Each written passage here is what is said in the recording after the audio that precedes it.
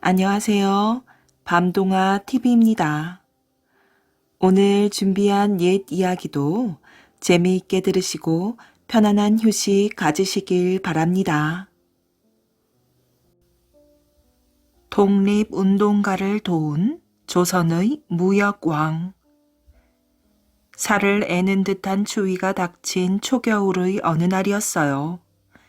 12살 소년 최봉주는 간도로 떠나는 무리에 끼어 얼어붙은 두만강을 건너가고 있었답니다. 그는 허리춤에 엽전 20냥과 보리쌀 2대를 감아찼어요. 품팔이 일을 하기 위해 간도로 가는 길이었거든요. 당시에 함경도 지역에 사는 조선 사람들은 해마다 늦가을이 되면 간도에 국자가로 갔답니다. 국자가에는 러시아 사람들이 몰려와서 농장에서 일할 노동자들을 뽑아 데려갔던 것이에요. 그러면 품삯을 받으며 겨울 한철을 잘 보낼 수가 있었지요. 최봉주는 1862년에 함경북도 경흥에서 태어났답니다. 어려서 어머니를 여윈 그는 12살에 아버지마저 잃었지요. 친척도 없고 돌봐줄 사람도 없어 돈 몇 푼 벌어보겠다고 일자리를 찾아 나선 것이었어요. 두만강을 건너 간도의 국자가에 도착한 일행은 얼굴에 실망의 빛이 가득했답니다. 노동자 소개소는 이미 문을 닫아 러시아 사람들이 철수한 뒤였지요. 우리가 너무 늦게 왔나 봐. 어떻게든 일자리를 찾아야 하는데 일을 어쩌지? 여기까지 왔는데 러시아 연해주로 가는 게 어때? 숲속으로 들어가면 러시아 사람들의 일터에서 나무 베는 일을 할 수 있을 것이야. 최봉주는 일행과 함께 일자리를 구하려고 러시아 땅 연해주로 갔답니다. 그런데 때마침 강추위가 찾아와 숲에서 일하는 러시아 사람들은 모두 떠나고 없었지요. 그들이 머물던 임시 숙소인 오두막은 텅텅 비어 있었어요. 야단났네. 날은 춥고 식량도 떨어졌는데. 사람들은 오들오들 떨며 난감한 표정을 지었어요. 밖에서 떨지 말고 오두막 안으로 들어가자고. 나무를 베어 불을 피우는 것이야. 사람들은 오두막으로 들어갔어요.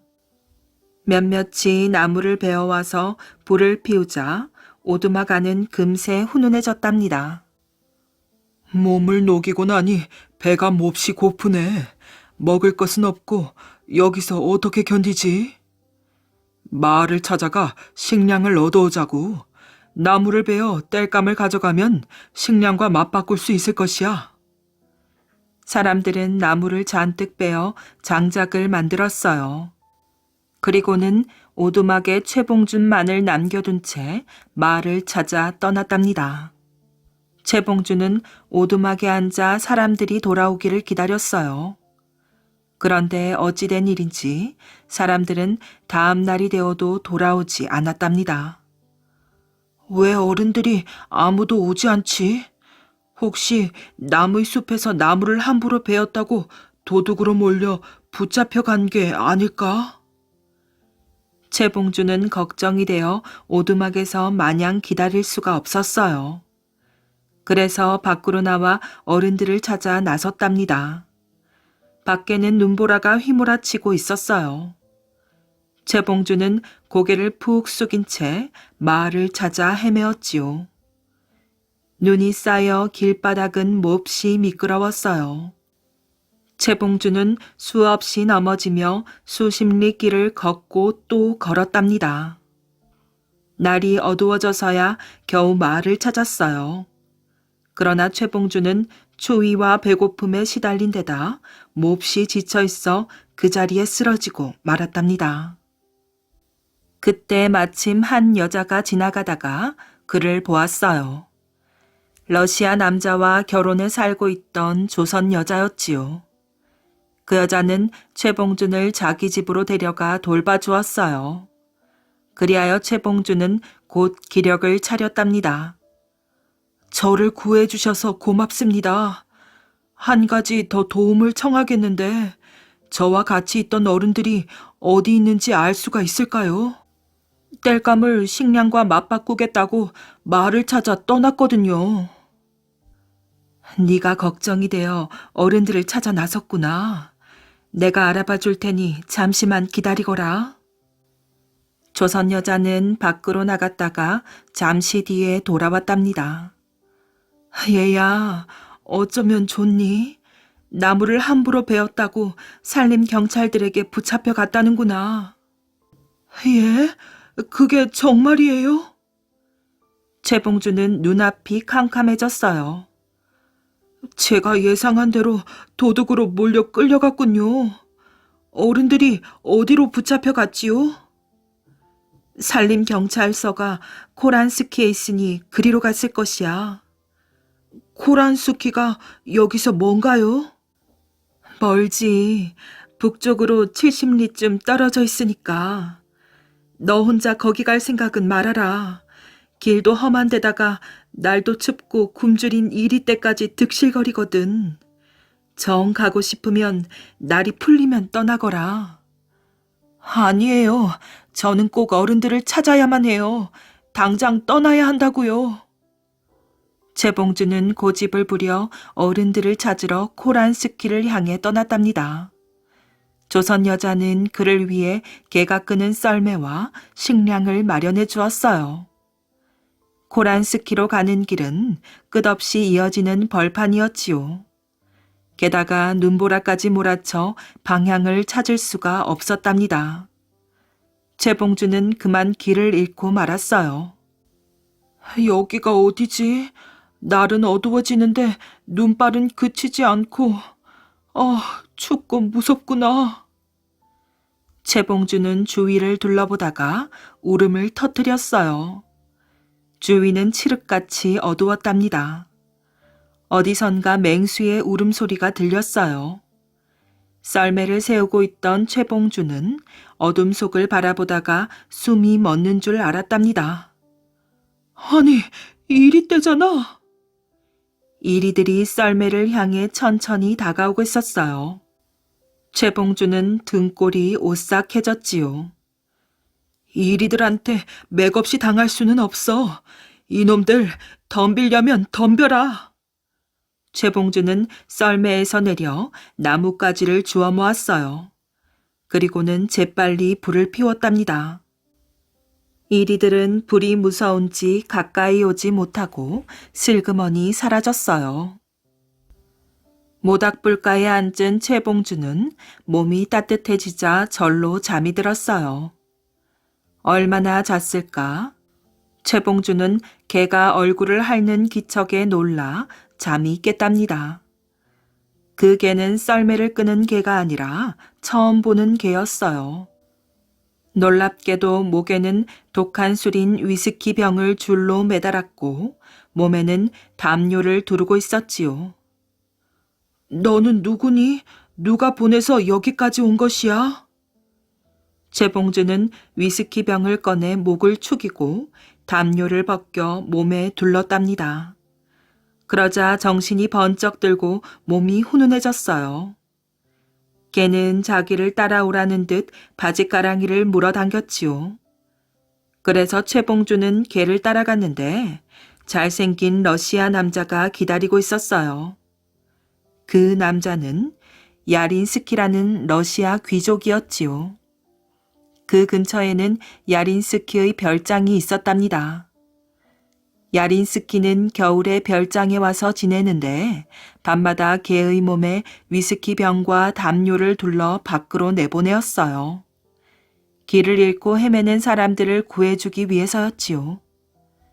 야린스키는 최봉준의 딱한 사정을 알고는 별장에서 지내게 해주었답니다.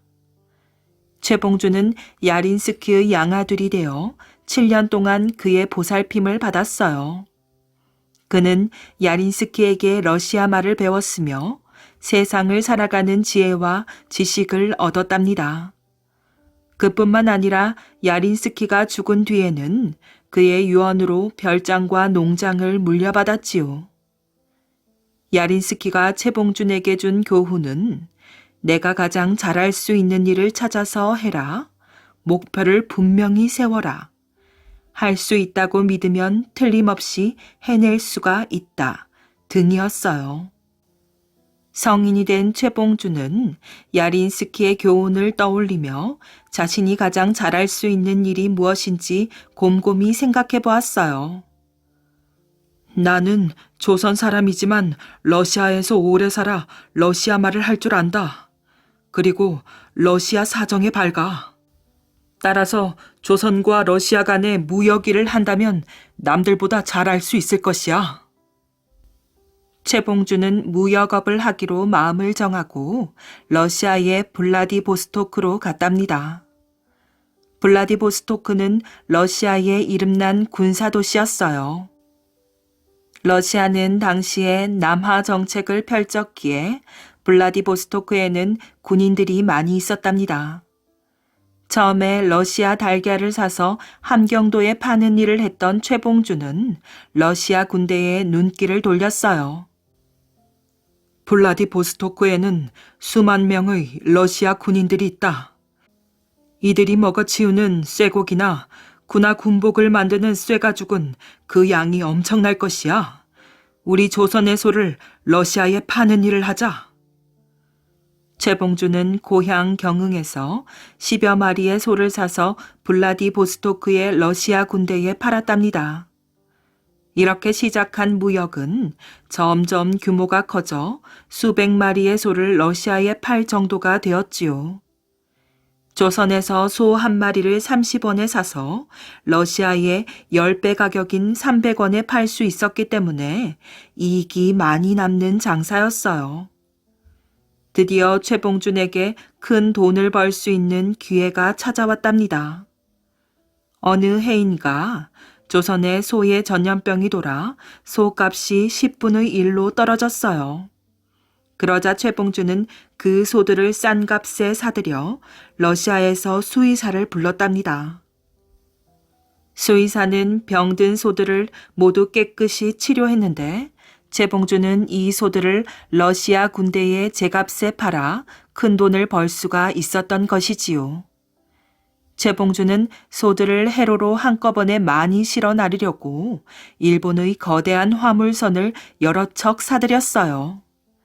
그리하여 다달이 1000여 마리의 소를 러시아에 팔 수 있었답니다. 그는 소뿐만 아니라 콩도 러시아에 수출했으며 광목, 비단, 석유, 그리고 여객 운송까지 도맡아 돈방석에 앉았지요. 최봉주는 1898년쯤 러시아에서 함경도 성진으로 돌아와 살았답니다. 성진항에 국제무역 상사를 차려 상해, 홍콩, 블라디보스토크, 일본 등의 유명한 비단과 양목 등을 쌓아놓고 팔았어요. 그는 조선의 성진을 중심으로 원산 경운과 블라디보스토크, 부산, 홍콩, 상해, 일본 등을 잇는 조선의 무역왕으로 자리를 잡은 것이랍니다. 최봉주는 천만장자라 불릴 만큼 큰 돈을 벌었지만 그 돈을 헛되이 쓰지 않았어요. 일제에 빼앗긴 나라를 찾기 위해 능력 있는 젊은이들을 길러낼 학교를 러시아 한인 지역에 세웠답니다. 그리고 항일 정신을 일깨울 신문사를 만들어 운영했으며 러시아로 망명한 독립운동가들을 돌봐주었어요. 1909년 안중근이 이토 히로부미를 암살했을 때는 그가 나서서 안중근의 변호사 비용과 그 가족의 생활비를 대주었다고 한답니다. 최봉주는 1906년 연해주로 돌아갔는데 말년의 행적에 대해서는 기록이 남아있지 않답니다. 참깨 자루속 엽전. 옛날 어느 시골 양반이 장애를 갔다가 술청 근처 나무그늘 밑에서 잠시 쉬고 있었답니다. 그때 마침 이웃에 사는 상민 한 사람이 참깨를 사가지고 오다가 양반을 만나자 반가워하는 것이었어요. 아이고, 나으리 아니십니까? 나으리, 저 셋내가 잠시 볼 일이 있어 그러는데 바쁘시지 않으시면 이걸 잠깐만 맡아주십시오. 어흠, 그런가? 그리 하려무나. 선선히 응낙을 하는 것이었지요. 그러자 상인은 막걸리 한 사발을 사서 들고 와서는 나으리 목이 걸걸 하실 테니 이걸 한 사발 들이키시고 기다리십시오. 라고 술까지 사주는 게 아니겠어요. 그러더니 자기 허리에 차고 있던 너댓 양이나 되는 엽전 꾸러미를 참깨 자루 속에 넣고 묶더니 볼일을 보러 가는 거였어요. 그리고 얼마 있다가 돌아온 상민이 참깨 자루 속에 넣어둔 엽전 꾸러미를 꺼내어 다시 허리에 차려고 보니까 이게 웬일이지요? 한 양밖에 남아있지 않았답니다.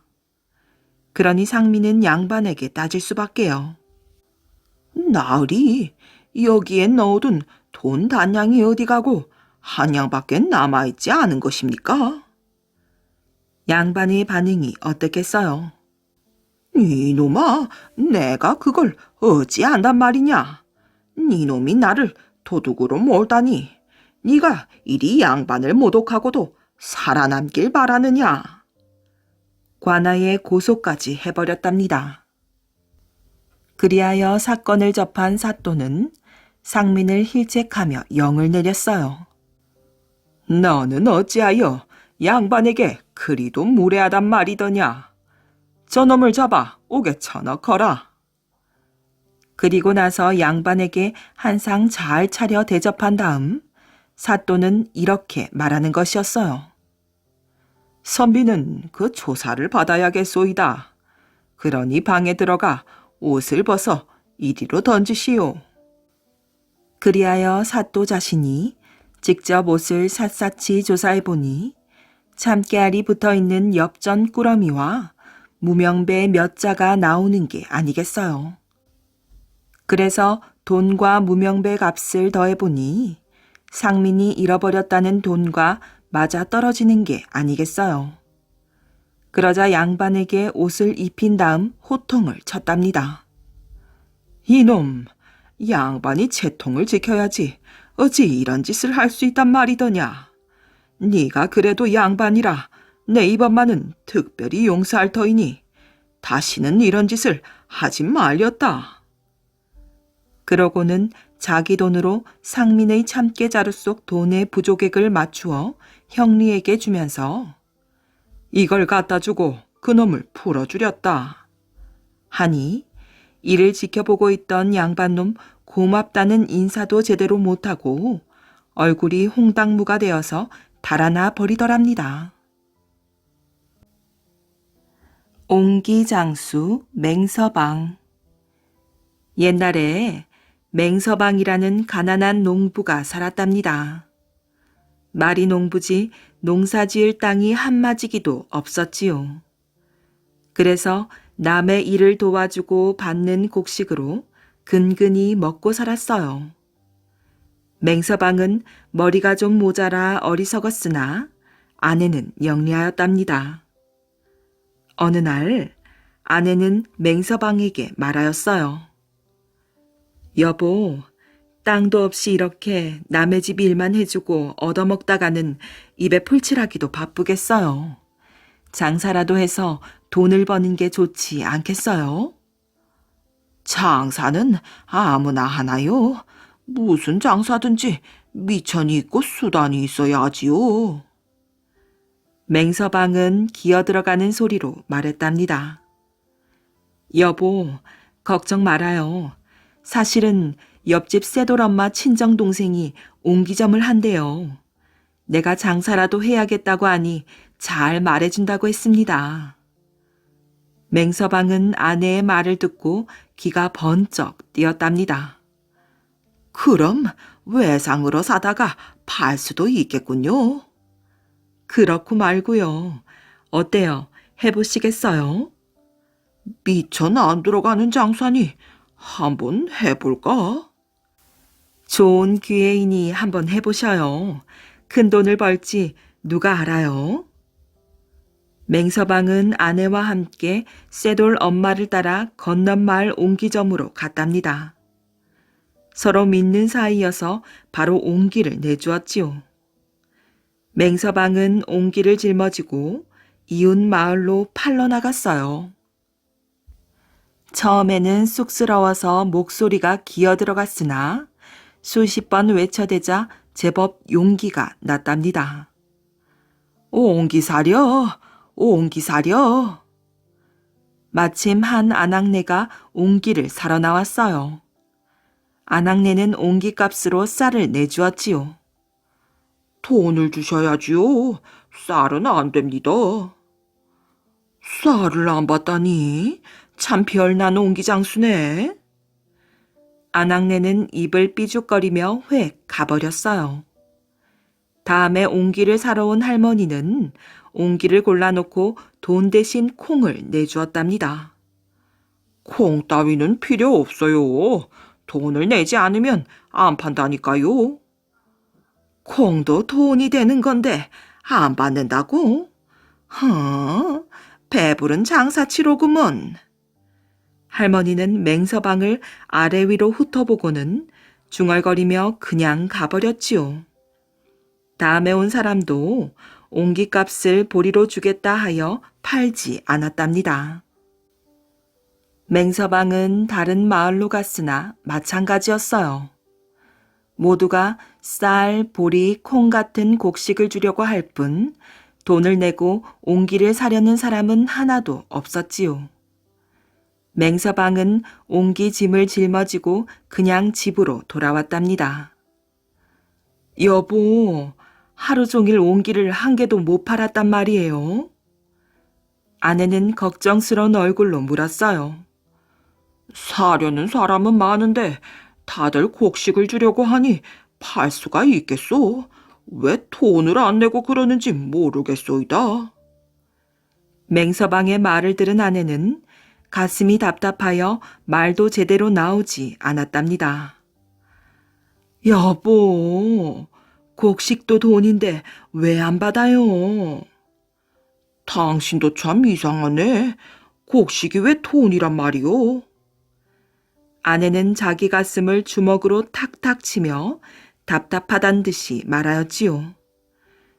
곡식을 내다 팔면 돈을 받으니 곡식은 돈이나 마찬가지지요. 내일부터는 쌀이건 보리건 주는 대로 받고 파시어요. 알겠어요. 그렇게 하지요. 다음 날 맹서방은 옹기를 지고 집을 나섰답니다. 산 너머 마을로 들어가자 어찌나 잘 팔리는지 가장 큰 옹기 하나만 남았지요. 받은 곡식은 그 옹기 안에 넣어 놓았어요.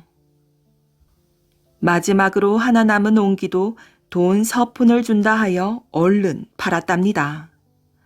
아이고, 오늘은 장사 잘했다. 맹서방은 돈 10푼을 주머니에 놓고 신나게 집으로 돌아왔지요. 여보, 오늘은 다 파셨군요. 그래, 얼마나 보러 오셨어요? 빈 지게만 지고 들어오는 맹서방을 본 아내는 기뻐서 맨발로 뛰어나왔지요. 자, 여기 있어요. 아니, 옹기를 몽땅 판 돈이 겨우 10푼이란 말이어요. 옳거니 받은 곡식은 어디에 맡기고 왔군요. 맹서방은 그제야 곡식을 받아 넣어둔 옹기를 마지막에 10푼을 받고 팔아버린 게 생각났지요. 아이 참, 곡식이 된 옹기인 줄 깜빡 잊었네. 아이고 답답해 못 살겠네. 죽서 개 좋은 일 하였구려. 내일은 바지를 하나 내줄 테니 곡식을 받으면 그 속에 넣어 가지고 오세요. 바지 속에 곡식을? 그래요. 바지 가랑이를 꽉 잡아매면 속이 비어서 훌륭한 자루가 되잖아요. 다음날 아침 맹서방은 아내가 준 바지를 지게에 얹고 옹기를 팔러 나갔답니다. 옹기점에서 나오는 도중에 바람이 불어 바지가 펄렁거리자 맹서방은 지게를 내려놓았어요. 옳거니 좋은 생각이 있어. 바지를 입고 가면 되겠구나. 맹서방은 아내가 준 바지를 그냥 바지 위에 껴입었지요. 똑똑한 마누라도 이런 생각은 미처 하지 못했을 거야. 맹서방은 기분이 좋아 옹기짐을 지고 흥얼거리며 걸어갔답니다. 한 마을에 들어가니 넓은 마당에 많은 사람들이 모여 있었어요. 맹서방은 옹기가 많이 팔릴 것 같아 신바람이 났답니다. 옹기 사려, 옹기 값을 곡식으로 주실 분은 이 바지 속에 넣어 주십시오. 맹서방은 바지를 홀랑 벗어내리며 소리쳤어요. 아이고, 저걸 어쩌나? 아낙네들은 혀를 차며 얼굴을 돌렸답니다. 어허, 저 멀쩡하게 생긴 놈이 미쳐버렸구먼. 히히히, 저 옹기장수 좀 봐요. 마을 아이들은 재미있다고 웃어댔지요. 맹서방은 껴입은 바지만 벗어내린 줄 알고 있었지만 사실은 홀딱 벗겨져 아랫도리가 드러났던 것이었어요. 맹서방은 사람들의 웃음거리가 된 줄도 모르고 내렸던 바지를 올려 입고 집 안으로 들어갔답니다. 옹기 사려, 옹기 값을 곡식으로 주실 분은 이 바지 속에 넣어주세요. 맹서방은 올렸던 바지를 또 홀랑 벗어내리며 소리쳤지요. 어허, 이런 자를 보았나. 잔치집에 와서 무슨 짓이야. 혼 좀 나야겠구먼. 하필이면 잔치집에 와서 저럴까. 정말 미쳐도 못되게 미쳤구먼. 모두들 한마디씩 하며 씁쓸한 웃음을 지었답니다. 이를 보다 못한 주인집 머슴들이 몽둥이를 들고 달려들었어요. 몽둥이 찜질 당하기 전에 얼른 꺼져, 이 정신 나간 놈아. 덩치 큰 머슴들이 몽둥이를 들고 달려들자 겁이 난 맹서방은 옹기짐을 팽개치고 주랭랑을 쳤답니다. 아이고, 사람 살려. 마을을 벗어난 맹서방은 뒤도 돌아보지 않고 뛰어 어느 논길로 들어섰답니다. 한참 달리는 바람에 숨이 찬 맹서방은 논둑 밑에 바짝 엎드려 숨었답니다. 숨을 헐떡거리고 있는데 바로 눈앞에서 개구리 한 마리가 놀랐는지 툭 튀어나온 눈으로 맹서방을 빤히 쳐다보고 있었지요. 개구리도 맹서방처럼 숨이 찬지 목이 벌름벌름 거렸어요. 개구라, 너도 숨이 차서 목을 벌름거리는 걸 보니 나처럼 옹기를 팔다가 쫓겨났구나. 맹서방은 개구리를 보고 빙그레 웃었답니다. 시골 양반의 꾀. 옛날에 한 시골 양반이 서울 구경을 왔답니다. 이야, 저렇게 큰 기와집에는 누가 살까? 저 많은 물건들은 모두 어디서 난 것일까? 시골 양반은 감탄사를 연발하면서 여기저기를 구경하며 다녔답니다. 상점에는 시골 양반이 처음 보는 신기한 물건들이 잔뜩 쌓여 있었어요. 돌아다니다 보니 시골 양반의 뱃속에서 쪼르륵 소리가 났답니다. 아이고, 배고파. 아무래도 무얼 좀 먹어야겠구나. 시골 양반은 주머니 속을 뒤져보았어요. 그런데 주머니 속은 텅 비어 있었지요. 이것저것 물건을 사느라고 돈이 바닥난 것이었어요. 큰일이로군. 당장 허기를 면할 돈도 없다니. 시골 양반은 어떻게 허기를 면할 방도가 없을까 하고 시장을 기웃거리다가 갑자기 손뼉을 탁 쳤답니다. 옳다, 됐구나. 시골 양반은 슬그머니 잣을 파는 상점으로 들어갔어요. 그러고는 입고 있는 옷을 가리키며 상점 주인에게 물었지요. 이게 무엇이오? 상점 주인은 별 우스운 질문을 다 한다고 생각하면서도 대답했어요. 옷이오? 그러자 시골 양반은 가게 안으로 들어와 잣을 가리키면서 또 물었답니다. 그러면 이건 무엇이오? 이번에도 상점 주인은 퉁명스럽게 대답했지요. 잣이오? 정말 고맙습니다. 그럼 잘 먹겠습니다. 시골 양반은 상점 주인에게 크게 절하고는 잣을 한 움큼 집어먹었어요. 그 참 고소하고 맛있는 잣이로군요. 상점 주인은 잣을 팔게 되는가 보다 하고 친절하게 대꾸했어요. 물론이지요. 우리 가게의 잣은 다른 가게의 것보다 더 맛있고 고소하답니다. 시골 양반은 배가 부를 때까지 잣을 집어먹었어요. 아이고 배부르다. 정말 잘 먹었습니다.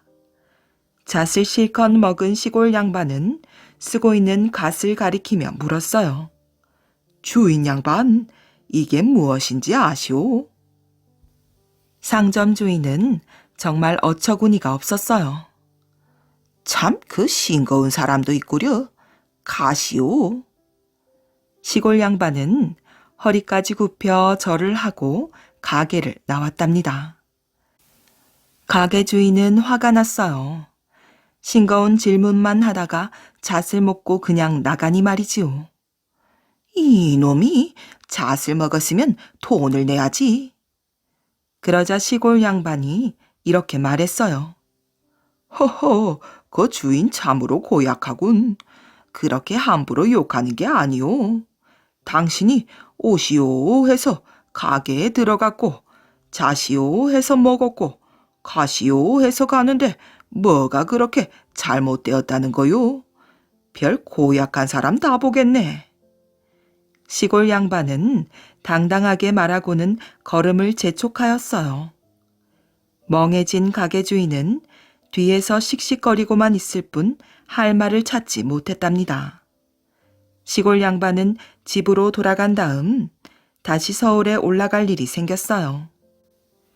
그때 시골 양반은 잣 가게에 찾아가 예전의 잣값을 돌려주었답니다.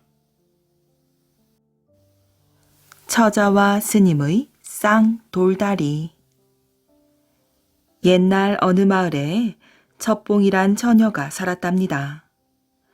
홀어머니를 모시고 사는 첩봉이는 씩씩하고 부지런했지요. 사시사철 치마를 동동 걷어붙이고 씨 뿌리고 김 매고 타작하고 못하는 일이 없었어요. 사람들은 첩봉이에게 한마디씩 하고는 했지요. 털털하니 선머스마 같은 게 힘이 아주 장사야. 열아들 안 부럽다는 말이 첩봉이를 두고 하는 말이지요. 그러던 어느 날이었어요. 근처 절에서 청년 스님 한 분이 탁발을 나왔지요. 마을을 돌던 스님은 목이 말라 우물을 찾아갔어요. 그런데 마침 첩봉이가 물을 깃고 있어 스님은 아무 생각 없이 첩봉이에게 물 한 바가지를 얻어먹었지요. 그러고는 해가 저물도록 다니다가 절로 돌아갔답니다. 그런데 이상했어요. 절에 돌아온 스님은 자꾸 첩봉이가 생각났지요. 사내처럼 물동이를 번쩍 이는 모습이며 척척 걸어가는 뒷모습이 아무리 생각해도 고운 구석이라고는 없는데 배시시 웃는 모습이며 바가지를 건네는 손길이 마음을 설레게 했어요. 생각할수록 심장이 두근거리고 얼굴이 화끈거렸지요. 하루, 이틀, 사흘, 나흘, 시간이 갈수록 스님은 첩봉이 생각이 더 간절했답니다. 스님은 이대로는 안 되겠다 싶었어요. 하루 날을 잡아 속마음이나 털어놓자 결심하고 첩봉이를 찾아갔지요. 그리고 첩봉이를 보자마자 고백했어요. 낭자가 보고 싶어 견딜 수가 없구려. 내 마음을 받아주시오. 스님의 말에 첩봉이는 소스라쳤어요. 부처님의 길을 걷는 분이 무슨 망측한 말씀입니까? 썩 물러가세요. 그러나 첩봉이가 냉정하게 하면 할수록 스님은 더욱 매달렸어요. 매일 첩봉이에게로 와서 애원을 했지요. 첩봉이는 무슨 수를 내야겠다 싶어서 하루는 스님에게 제안을 했어요. 저 아래 개천이 있는데 징검다리라 장마철에는 사람들이 건너다니기가 불편합니다. 우리들이 그곳에 돌다리 놓기 내기를 하는 게 어떻습니까? 물론 이기는 사람이 상대방의 뜻을 받아주기로 하고요. 스님 얼굴에 한박 웃음꽃이 피었지요. 제 아무리 첩봉이가 힘이 세도 여자의 몸으로 돌다리라니 어림도 없는 일이지요. 스님은 자신이 이긴 것이나 다름없다고 생각했어요. 그렇게 해서 다음 날부터 두 사람은 다리를 놓기 시작했어요. 그런데 며칠이 지나자 스님은 꾀가 났어요. 아무래도 첩봉이를 좀 봐주기도 하면서 해야 할 것 같았고요. 그래서 계곡에가 멱도 감고 낮잠도 자고 그렇게 몇 날 며칠을 보내었답니다. 하루는 실컷 늦잠을 잔 뒤 슬슬 일이나 해볼까 하고 개천으로 갔지요. 그런데 이게 웬일이지요? 첩봉이는 이미 다리를 다짓고 강물에 손을 씻는 중이었어요. 거드름을 피우던 스님은 결국 내기에 지고 말았답니다. 한편 마을 사람들은 아주 신이 났어요. 세상에, 첩봉이 덕에 다리가 생겼으니 첩봉이가 우리에게 부처님의 공덕을 베풀었구나. 스님은 그제야 자기가 부족하다는 걸 깨달았지요. 묵묵히 모두를 위하는 첩봉이의 행동에 고개가 숙여졌답니다. 다음 날 스님은 길을 떠났어요. 세상 공부를 더 하겠다며 말이지요. 그 뒤 마을은 다시 조용해졌답니다. 예전과 다를 바가 없었어요. 그런데 뭐라고 꼭 집어 말하기는 어렵지만 첩봉이가 뭔지 모르게 달라졌지요. 걸음걸이도 얌전한 게 조용히 앉아 자수를 놓질 않나, 생전 안 보던 거울을 보질 않나, 옷 매무새도 똑 떨어지게 입고 머리도 예쁘게 매만지는 게 천생 여자가 된 것이지요. 그런 첩봉이의 모습을 본 마을 사람들은 입이 쩍 벌어졌어요. 달나라 선녀가 따로 없네. 첩봉이가 매화 국화보다도 더 예쁘네 그려. 그리고 또 하나, 어느 날 보니 스님이 짓담한 다리도 완성되어 있었어요. 스님이 밤에 몰래 와서 지었다고 합니다. 이 다리는 스님이 지었다 하여 중다리라고 불렀지요. 그렇게 해서 첩봉이가 지은 처자다리와 스님이 지었다는 중다리는 사이좋게 나란히 놓이게 되었답니다. 먹보 머슴. 옛날에 먹보 머슴이 살았어요. 왜 이름이 먹보인고 하니 밥을 너무 많이 먹어서 목보였지요. 부잣집에서 농사일을 해주고 밥을 얻어먹으면서 사는데 늘 배를 골았답니다. 한 끼에 못 먹어도 밥 50그릇은 먹어야 속에서 너 좀 먹었구나 하는 판이니 주인 집에서 주는 밥 한두 그릇으로는 어림도 없었지요. 배를 골무니 힘도 못 썼어요. 배가 고파 늘 비실비실 하는데 무슨 힘을 쓸 수 있겠어요. 한 해 여름에는 산사태가 나서 주인 집 논 수무마지기가 몽땅 흙더미에 깔렸답니다. 이게 참 예산일이 아니지요. 너른 논에 흙이고 돌이고 잔뜩 사람 키만큼 쌓였는데 그걸 제 걷어내야 농사를 짓게 생겼거든요. 그런데 그 일이 어디 쉬울까요? 주인 집에서 걱정이 늘어졌는데 이때 먹보 머슴이 슬그머니 나서서는 9일이라면 제가 한번 해보겠습니다. 뭐라고? 니까지 게 무슨 수로? 만날 비실비실 하느라 힘도 못 쓰는 머슴이 나서니 주인은 콧방귀를 뀌었지요.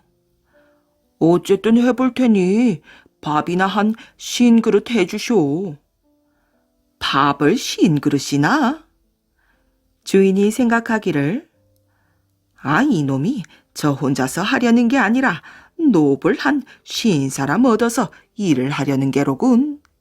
하였지요. 그래서 그러면 당장 일을 시작하라고 하고 먹보를 논으로 보내었답니다. 그러고 나서 밥을 50그릇 해가지고 일하는 곳으로 가보았지요. 그런데 가보니 참 볼만했어요. 논에는 노비고 뭐고 한 사람도 없고 먹보 혼자 있는데 그것도 일은 안 하고 논둑에 누워서 쿨쿨 자고 있지 뭐예요. 이놈이 일은 안 하고 이게 무슨 짓이냐? 주인이 두들겨 깨웠답니다. 그리고 밥을 50그릇이나 해오라고 하더니 일꾼은 다 어디 있느냐? 그랬더니 먹보가 부수수 일어나서 한다는 말이 밥은 거기에 두고 가십시오. 아무튼지 일만 다 해놓으면 될 것 아닙니까? 하거든요. 별 수 없이 주인은 밥 50그릇을 두고 그냥 돌아왔답니다. 집에 와서 가만히 먹보 일하는 데를 바라보니 거기서 흙먼지가 뽀얗게 일더니 천지가 온통 하얘졌어요. 먼지에 덮여서 산이고 들이고 그냥 뿌옇기만 하고 잘 보이지도 않았지요. 그리고 하늘에는 솔갠지 먼지, 새가 가득 떠서 날아다녔어요. 아주 하늘에 새까맣게 깔렸답니다. 거참 이상하지요. 하도 이상하여 주인이 살금살금 먹보 일하는 곳으로 가보았어요. 큰 나무 뒤에 숨어서 가만히 보니까 일이 나긴 났는 모양이에요. 먹보가 혼자서 가래로 논에 깔린 흙더미를 퍼내는데 어찌나 빠른지 손이 안 보였답니다. 그냥 와그르르 소리만 들리고 공중에 흙먼지가 뽀얗게 솟아올랐어요. 그 흙먼지가 산을 가리고 들을 가리는 거였어요. 그만큼 손이 빨랐지요. 하늘에 솔개처럼 보였던 것은 솔개가 아니라 죄다 돌이었어요. 먹보가 논에 깔린 돌을 퍼내니까 그게 하늘에 날아올라서 새까맣게 뜬 것이지요. 그렇게 해서 어찌나 빨리 했는지 그날 해가 넘어가기도 전에 일을 다 마쳤답니다. 흙이고 돌이고 남김없이 다 퍼내서 논을 아주 깨끗하게 만들어 놓았어요. 먹보가 밥 50그릇을 혼자 다 먹고 나서 그만큼 일을 잘 하였지요. 주인 집에서는 그 다음부터 먹보한테 끼니마다 밥 50그릇씩을 해주었답니다. 먹보는 밥 50그릇을 먹고 나면 혼자서 50사람 몫을 너끈히 해내었어요. 나중에는 밥 50그릇을 주면 아무리 힘들고 어려운 일도 척척 해낸다는 소문이 나서 여기저기에서 먹보를 찾는 일이 많아졌지요. 그래서 먹보는 온 나라를 다니며 힘들다는 일을 척척 해결해주며 배 골는 일 없이 아주 잘 살았답니다. 금빛 물고기의 은혜 갚음. 옛날 경상도 밀양에 상당동이라는 마을이 있었답니다. 이 마을에는 박곤이라는 젊은 농사꾼이 살고 있었지요. 어느 날 박곤은 물고기를 잡으려고 작사를 들고 남천강으로 나갔답니다. 강 한가운데로 들어가 물고기를 찾아 한참 헤매던 박곤은 마침내 팔뚝만한 은어 한 마리를 작살에 꿰었어요. 박곤은 기쁜 마음에 강 기슭을 한다름에 내달렸지요. 그런데 어디선가 비명 소리가 들렸어요. 소리나는 쪽을 자세히 살펴보니 큰 바위 밑에서 소뚜껑보다도 더 큰 자라가 눈부신 황금빛 물고기의 옆구리를 사정없이 물어뜯고 있었답니다. 자라에게 쫓기던 물고기는 박곤을 올려다보며 살려달라고 애원하는 듯 눈을 껌뻑였지요. 불쌍한 생각이 든 박곤은 들고 있던 작살로 자라의 목을 힘껏 내리찍었어요. 자라는 물었던 금빛 물고기를 놓아버리고 작살에 찔려 올라왔답니다. 목숨을 건진 금빛 물고기는 지느러미와 꼬리를 흔들며 박곤의 다리에 몸을 비볐어요. 고맙다는 인사 같았지요. 박곤은 벙긋 웃어 보이고는 강 기슭으로 걸어 나왔어요. 그런데 웬일인지 금빛 물고기는 헤엄쳐 가지 않고 박곤의 뒤를 졸졸 따라왔답니다. 박곤은 이상한 생각이 들어 허리를 굽히고 물속을 찬찬히 들여다보다가 깜짝 놀라고 말았지요. 방금 잡은 것만한 자라 몇 마리가 금빛 물고기 주변을 빙빙 돌고 있었답니다. 금빛 물고기를 또 해치려는 것이 틀림없었어요. 그대로 두고 가면 반드시 자라의 먹이가 될 것이었어요. 물고기야, 그럼 나랑 같이 가자. 박곤은 금빛 물고기를 조심히 안아다가 집 앞에 있는 연못에 넣어주며 속삭였어요. 이제 자라에게 잡아먹힐 걱정은 안 해도 된단다. 물고기는 연못가를 떠나지 못하고 자꾸만 머리를 굽실거렸어요. 박곤은 물고기가 기특해서 어서 들어가라고 손짓을 해주었답니다. 물고기는 그제야 지느러미를 하늘으르 흔들며 연못 한가운데로 헤엄쳐 들어갔어요. 그런 일이 있은 다음 날부터 박곤이 연못가에 나타나기만 하면 그 물고기는 반갑게 앓은 체를 하였답니다. 그러던 어느 날 박곤은 이상한 꿈을 꾸었어요. 박곤이 연못가에 서 있는데 금빛 물고기가 애타게 부르는 것이었지요. 주인님, 주인님. 웬일인가 해서 박곤은 물고기한테 다가가 물었답니다. 금빛 물고기야, 왜 그러느냐? 서글픈 눈빛으로 박곤을 올려다보던 물고기는 목맨 소리로 말하였어요.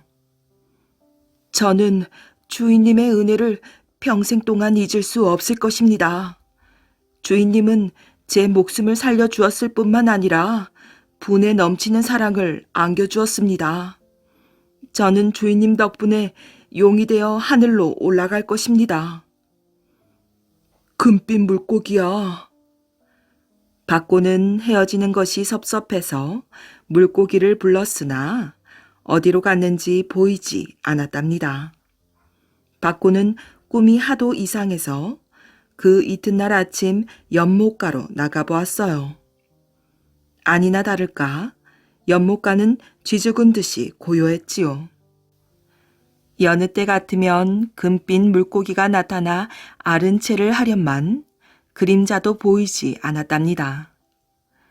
이때 갑자기 사방에서 검은 구름이 몰려오더니 꽈르릉 하고 하늘이 무너지는 듯한 소리가 들렸어요. 순간 연못이 양쪽으로 쭉 갈라지면서 물기둥이 하늘로 치솟아 올랐지요. 그 물기둥 속에서는 이런 말이 울려나왔어요. 주인님, 주인님, 부디 안녕히 계십시오. 제가 쓰고 있던 가죽을 두고 가오니 이것으로 갑옷과 투구를 만들어 쓰고 무술을 닦으십시오. 그러면 꼭 장수가 될 것입니다. 말소리가 점점 멀리 사라지자 하늘은 다시 맑게 개었어요. 박곤이 발밑을 내려다보니 정말 커다란 금빛 물고기 가죽이 있었답니다. 박곤은 그 가죽을 가져다가 갑옷과 투구를 만들었어요. 그러고는 날마다 일하고 난 짬에 뒷산에 올라가 무술을 익혔답니다. 금빛 갑옷을 입고 훈련을 했더니 활쏘기와 칼쓰기가 얼마나 빨리 느는지 박곤은 얼마 안 가서 마침내 용감한 장수가 되었어요. 박곤은 농사 일을 하다가도 외적들이 쳐들어오기만 하면 그 갑옷을 입고 싸움터로 나가 적을 물리치곤 하였지요. 그 갑옷은 참으로 신기해서 아무리 센 화살과 칼도 뚫지 못했답니다. 게다가 박곤은 무술까지 뛰어나 그 누구도 박곤을 당할 사람이 없었어요. 외놈들은 그때마다 제놈들의 뜻을 이루지 못하고 쫓겨가곤 하였답니다. 날이 갈수록 박곤은 유명해지기 시작했어요. 그래서 다른 나라에서까지 박곤을 장군이라고 부르게 되었답니다. 나중에는 금빛 갑옷을 입은 박곤 장군을 보기만 해도 외놈들은 오줌을 찔끔찔끔 흘리며 도망치고 말았지요. 우리 군사들은 싸움에서 이길 적마다 박곤 장군에게 이렇게 물었어요. 박곤 장군, 우리가 싸움마다 이기는 것은 장군이 입고 있는 갑옷 때문이라는 말이 돌고 있습니다. 장군이 입은 그 갑옷에 어떤 사연이 있는지 좀 들려줄 수 없습니까? 박곤 장군은 그럴 적마다 허허 웃고 나서 대답했지요. 내 언젠가 때가 되면 그 사연을 말해주지. 소박하고 겸손한 박곤 장군은 자랑이란 것을 몰랐고 오직 농사일을 하고 무술을 익히는 데 시간을 보냈답니다. 그러던 어느 해 봄이었어요. 나라에서는 군사들의 무술 실력을 높이기 위해 무술 대회를 벌였답니다. 경기 종목은 말타기, 활쏘기, 창과 칼쓰기 등 여러 가지로 나누어 치렀어요. 박곤 장군도 이 대회에 참가했지요. 한다 하는 장수들이 경기에 참가했지만 그 누구도 박곤 장군을 당해내지 못했답니다. 대회를 구경하던 왕도 박곤 장군의 무술에 감탄을 금치 못했어요.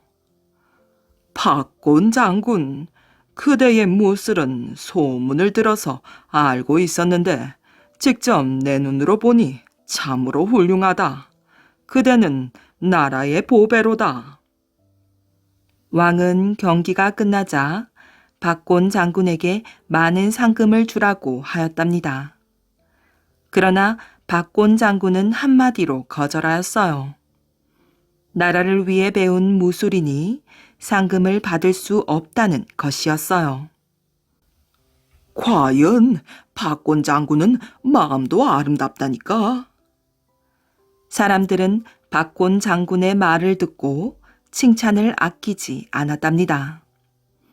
그날 밤이었어요. 피곤해서 깊이 잠든 박곤 장군은 어렴풋이 문 열리는 소리에 눈을 번쩍 떴답니다. 박곤 장군은 깜짝 놀랐어요. 시퍼런 칼을 든 웬 사람이 방 안에 들어와 우뚝 서 있었지요. 꼼짝 마라. 나는 니놈의 목을 잘라가려고 바다를 건너왔다. 오늘은 기어코 니놈에게 죽은 우리 군사들의 핏값을 톡톡히 바꿔야 말 것이다. 그놈은 이렇게 말하며 한 걸음 두 걸음 다가왔답니다. 알고 보니 오랑캐 나라 밀정이었어요. 몇 차례나 쳐들어왔다가 수많은 군사만 잃고 도망간 오랑캐 놈들은 박곤 장군을 몰래 없애버릴 계책을 꾸몄던 것이지요. 어리석은 소리 말거라. 박곤 장군은 어느새 일어났는지 옆에 세워두었던 칼을 집어들고 밀정 앞에 바위처럼 마주섰지요.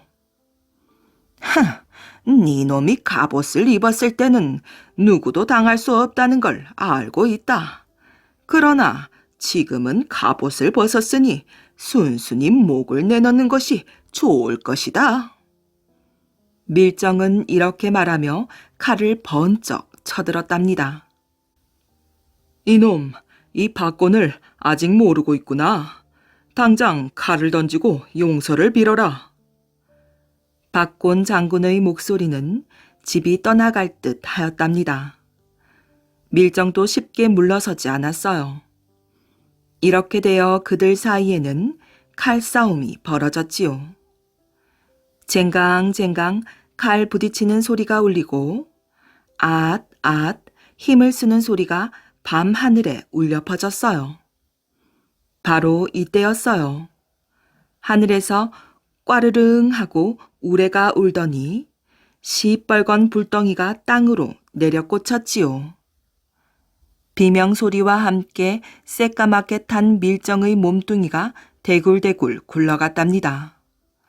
너무도 갑자기 일어난 일이라 박곤 장군은 어찌할 바를 모르고 멍하니 서 있었어요. 이때 낯익은 목소리가 하늘에서 울려왔지요. 주인님, 놀라지 마십시오. 금빛 물고기가 와서 은혜를 갚고 갑니다. 그제야 사연을 알게 된 박곤 장군은 목맨 소리로 말했답니다. 아니, 네가 위험한 순간에 나를 구해주었구나. 정말 고맙다. 내 너를 영원히 잊지 않도록 하마. 이리하여 박곤 장군은 목숨을 건졌답니다. 그 뒤 박곤 장군은 외놈들과의 싸움에서 목숨을 아끼지 않고 더욱 용맹을 떨쳤어요. 경상남도 밀양에 가면 물고기 가죽으로 갑옷을 만들어 입었다고 하여 어변당이라고 하는 자그마한 집이 있답니다. 이곳이 바로 외적들과의 싸움에서 이름을 날린 박곤 장군의 집터라고 한답니다. 꼬마 신랑의 꾀. 옛날 어느 고을에 나이 많은 부부가 살았답니다. 부부에게 늙음하게 본 아들이 있었지요. 나이 지긋한 부부는 아들이 어리지만 서둘러 장가를 들였어요. 맞아들인 신부는 어린 아들과 나이 차이가 꽤 많이 났지요. 신부는 늘 꼬마 신랑에게 불만이 많았어요. 어느 날 시부모가 밭일을 나갔지요. 그러자 부인은 신랑에게 점심도 주지 않고 저녁 무렵까지 남편에게 이 일 저 일 잔일들을 마구 시켰어요. 부인아, 배가 고파 죽겠다. 빨랑 밥 먹자. 배가 고픈 꼬마 신랑은 부인에게 밥을 달라고 졸랐어요. 일은 안 하고 무슨 배가 고프다고 그래? 배가 정 고프면 네가 지어 먹으렴.